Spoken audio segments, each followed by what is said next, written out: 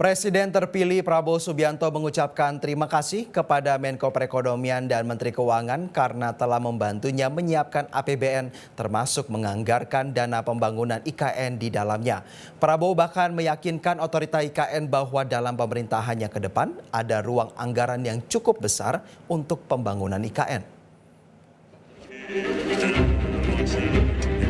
Presiden terpilih yang juga Menteri Pertahanan Republik Indonesia Prabowo Subianto menyatakan terima kasihnya kepada Menko Perekonomian Erlangga Hartarto dan Menteri Keuangan Sri Mulyani Indrawati yang telah menyiapkan APBN 2025, termasuk di dalamnya ada biaya proyek pembangunan Ibu Kota Nusantara atau IKN.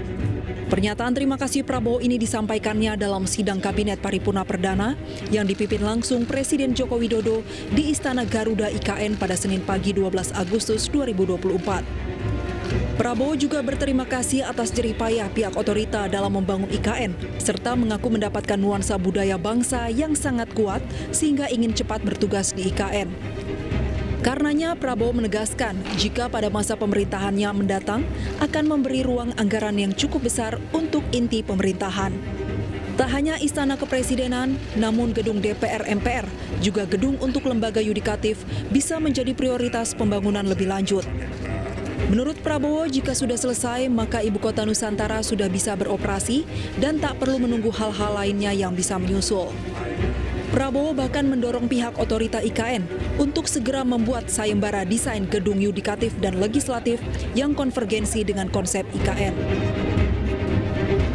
Dukungan Pak Presiden sekali lagi saya sampaikan dan semua menteri membuat saya sangat optimis, dan untuk ini juga saya ingin meyakinkan otorita bahwa ruang anggaran yang kita siapkan cukup besar dan kita bisa, saya kira, selesaikan beberapa hal yang penting dalam IKN ini. Kalau menurut saya intinya adalah ibu kota negara, intinya adalah pusat pemerintahan. Berarti yudikatif, eksekutif dan legislatif. Berarti gedung MPR DPR menjadi prioritas dengan perumahan anggota DPR MPR dan ruang kantornya, dan juga MA/MK juga sangat mendesak.